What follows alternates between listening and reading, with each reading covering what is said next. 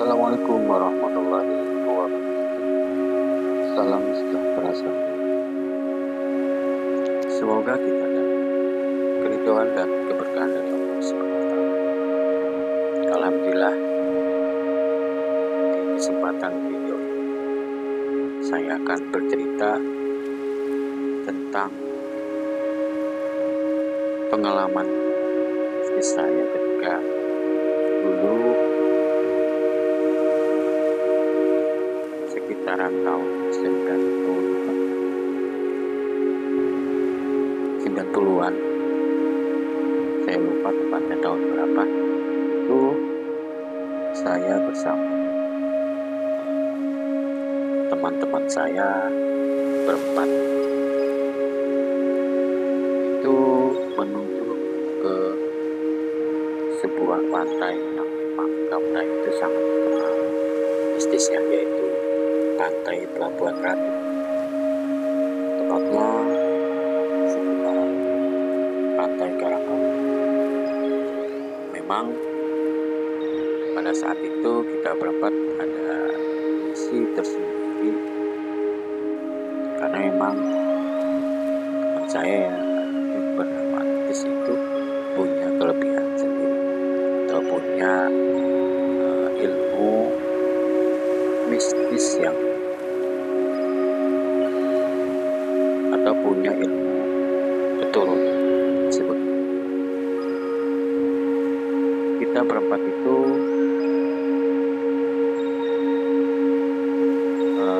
berangkat dari Pamulang sekitar jam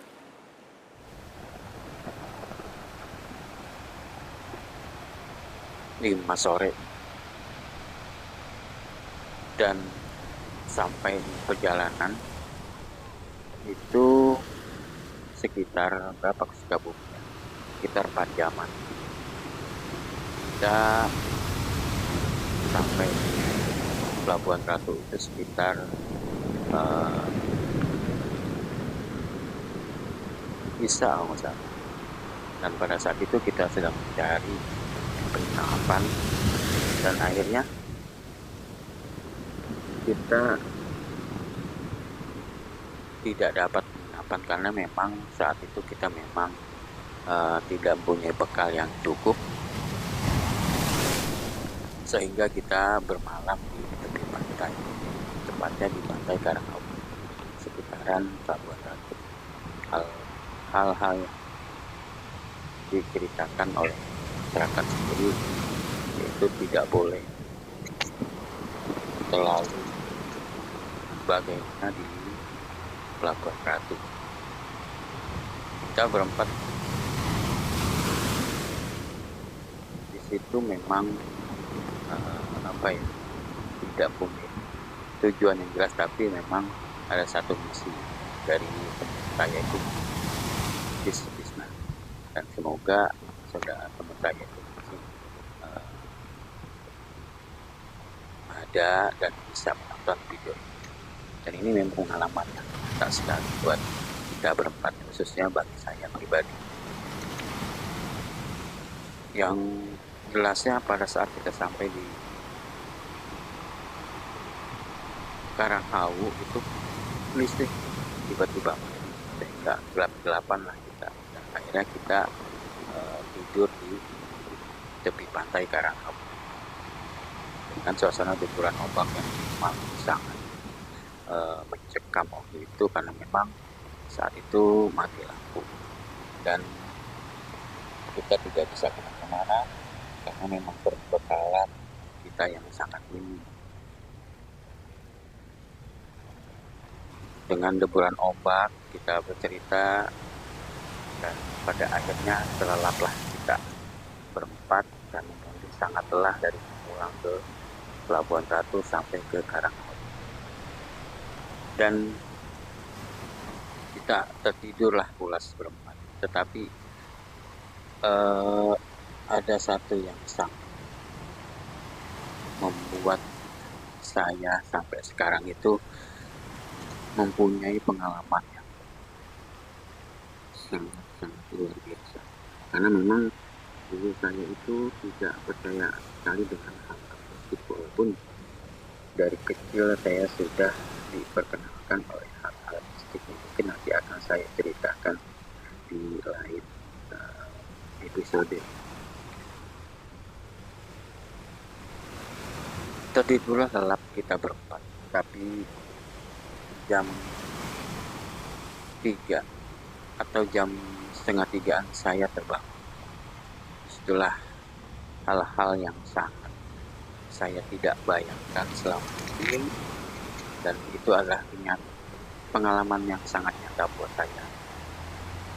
Tiba-tiba ombak tinggi, kalau dibilang itu kayak di film-film Susana lah. Ombak tinggi menjulang,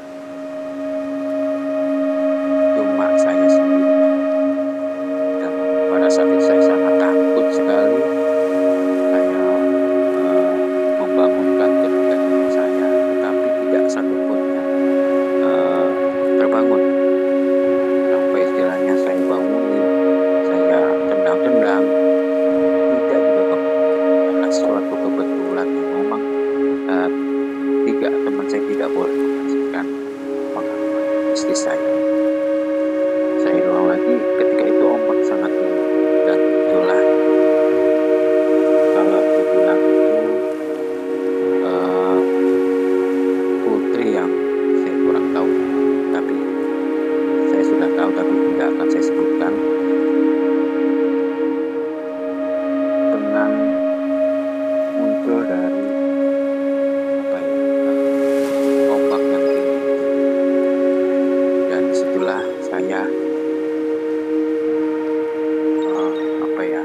merasakan hal yang sangat ketakutan. Sangat lama sekali saya berdialog dengan penunggu dari Karanghau. Mungkin dari rekan-rekan yang nonton video ini tahu siapa namanya, ataupun punya pengalaman spiritual seperti saya ini tahu beliau itu siapa. Tapi saya itu tidak akan menyebutkan karena akan sangat privasi buat saya. Perjanjian itu saya tidak boleh menyebutkan sampai sekarang. Kita berbicara, dan pada saat itu dia ingin mengikat saya, tapi saya tidak mau. Dengan rasa ketakutan, saya coba untuk menghindari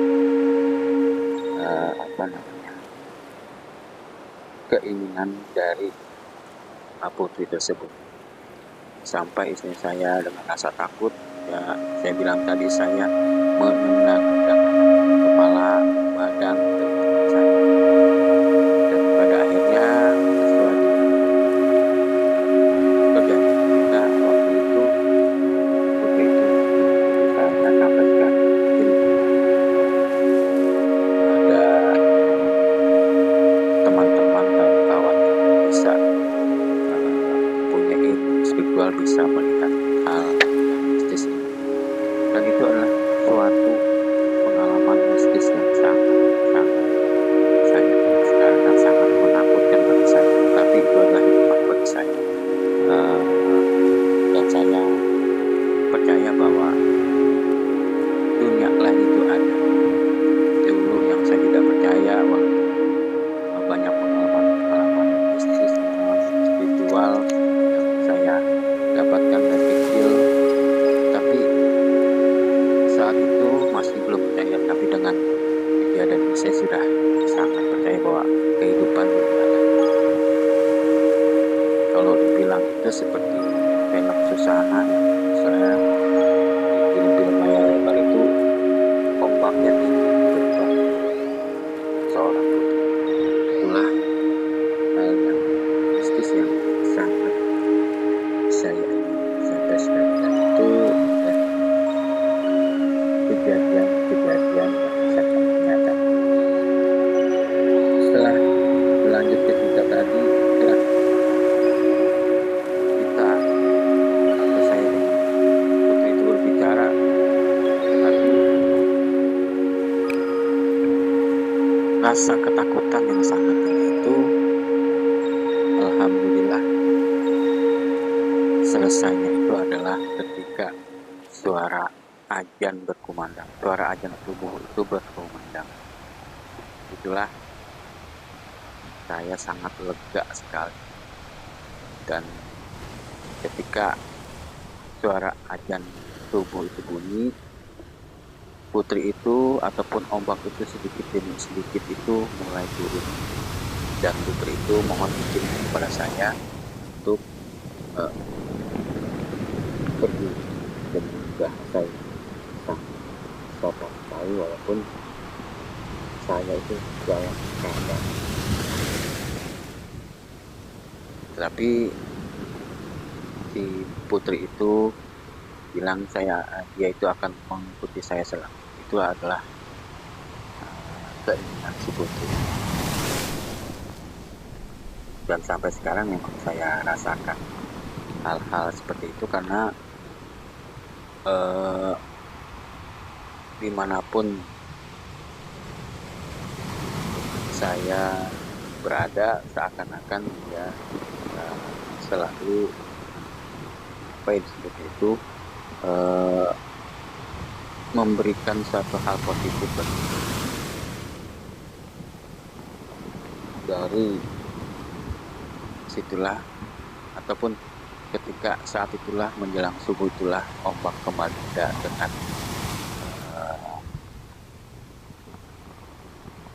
suara ombak yang damai, yang tadinya bergemuruh tiba-tiba kembali damai.